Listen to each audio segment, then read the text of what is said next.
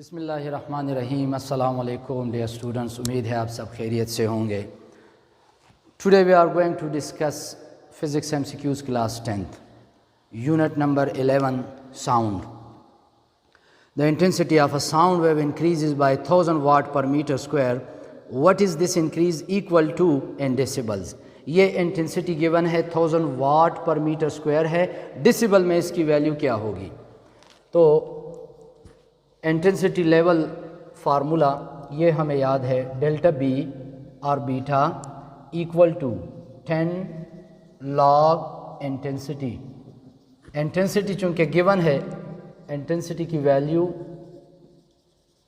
1000 watt है, इसको हम लिख सकते हैं 10 पावर 3 में। ये देखिए लॉग ला अप्लाई करें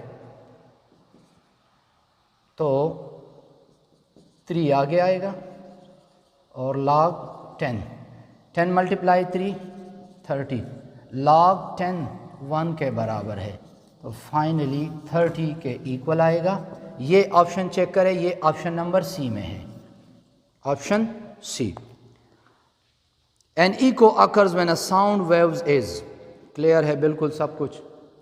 इको तब वाक़या होगा व्हेन साउंड रिफ्लेक्ट होगी। ये इको रिफ्लेक्शन की वजह से होता है। तो यहाँ पे देखिए एब्जॉर्ब्ड, ट्रांसमिटेड, रिफ्रैक्टेड या रिफ्लेक्टेड, तो इसमें करेक्ट ऑप्शन क्या है? Reflected.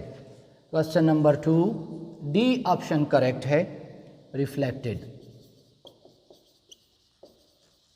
Question number 3, compared with a sound of 60 decibels, a sound of 80 decibels has an intensity dash times greater। दो अलग अलग साउंड्स है, तो एक का नाम बीटा 1 डेसिबल, दूसरे का नाम है बीटा 2 80 डेसिबल, और इसको हमने कंपेयर करना है और ये देखना है कि किस साउंड की इंटेंसिटी ग्रेटर होगी और कितने टाइम ग्रेटर होगी। तो डेल्टा बी 80 माइनस 60 20 डेसिबल, 20 डेसिबल ये आया। अब अगेन इस फार्मूले की तरफ देखें, यहाँ पे डेल्टा बी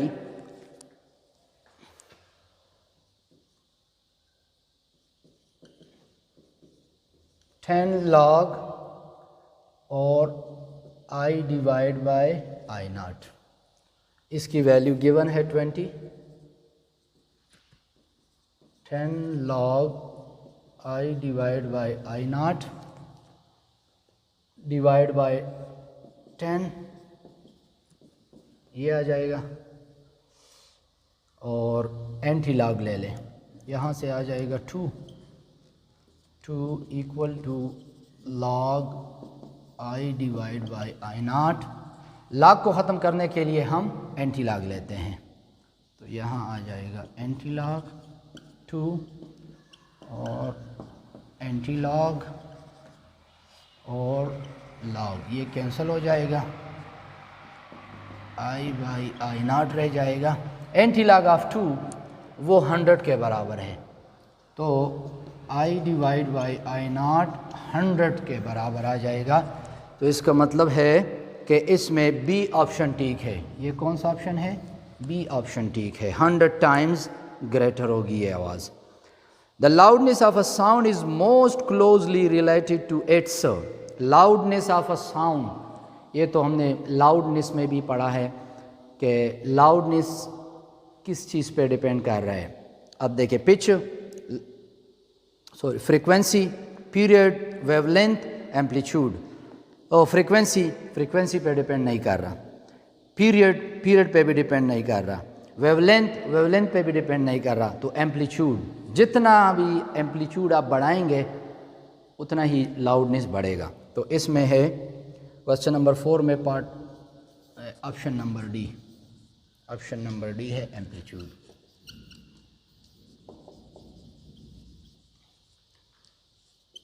क्वेश्चन नंबर 5 देखें, various instruments sound different even when they play the same note due to difference in।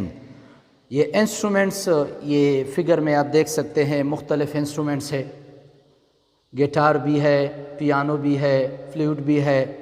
अब ये इंस्ट्रूमेंट्स हैं मुख्तलिफ, लेकिन यहाँ क्वेश्चन में क्या है कि अगर इसमें सेम नोट हो तो किस चीज़ में फ़र्क होगा, किस चीज़ में फ़र्क होगा? पिच, लाउडनेस, क्वालिटी या इंटेंसिटी। तो इंस्ट्रूमेंट से डिफरेंट इंस्ट्रूमेंट से लाउडनेस, पिच, इंटेंसिटी ये उसकी सेम हो सकती है, लेकिन क्वालिटी वो खासियत है, वो करैक्टरिस्टिक है जिसकी हम पहचान कर सकते हैं। तो इस 5 नंबर में सी।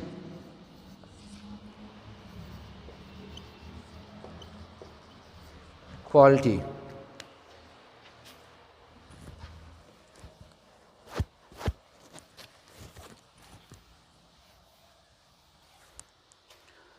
क्वेश्चन नंबर 6 की तरफ देखें। Humans can hear sound that is, बहुत ही आसान क्वेश्चन है। ऑडिबल फ्रीक्वेंसी रेंज है और इंफ्रासोनिक है, ऑडिबल है और इसके अलावा अल्ट्रासोनिक है। तो ह्यूमन ऑडिबल फ्रीक्वेंसी रेंज में आता है और वो है 20 हर्ट्ज़ से लेके 20 किलो हर्ट्ज़ तक। तो क्वेश्चन नंबर 6 में ऑप्शन नंबर बी करेक्ट है, बिटवीन 20 हर्ट्ज़ and 20 kilohertz.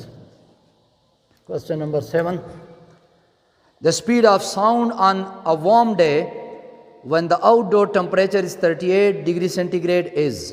अच्छा, इसके लिए भी एक फार्मूला है, V is equal to 331 plus 0.6 time temperature. Temperature भी गिवन है 38 डिग्री सेंटीग्रेड, तो 331 प्लस 0.6 और टेम्परेचर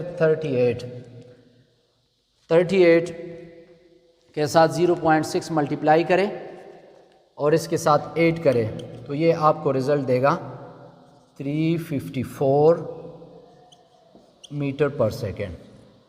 अब देखिए 354, हाँ ऑप्शन नंबर सी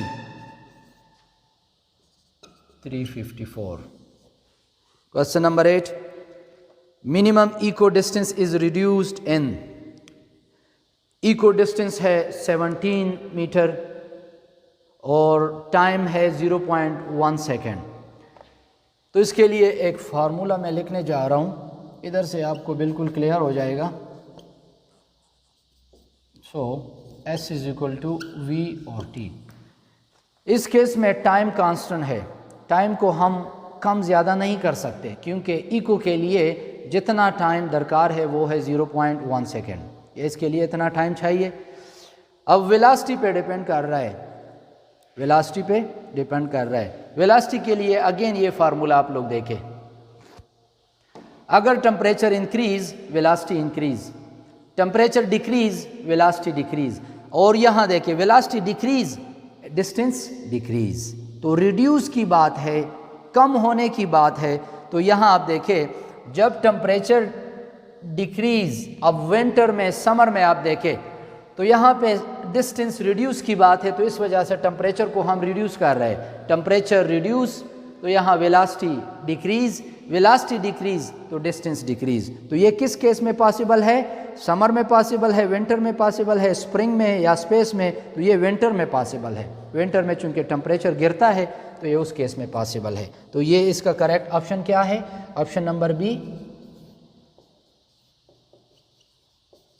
विंटर। क्वेश्चन नंबर 9 की तरफ देखें।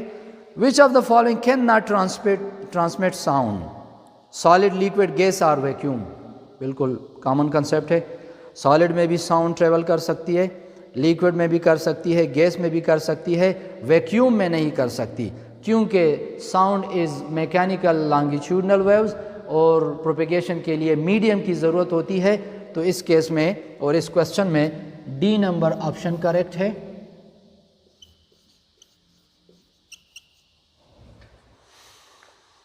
उम्मीद है इस क्वेश्चन की आप लोगों को समझ आई होगी। अपना ख्याल रखिएगा।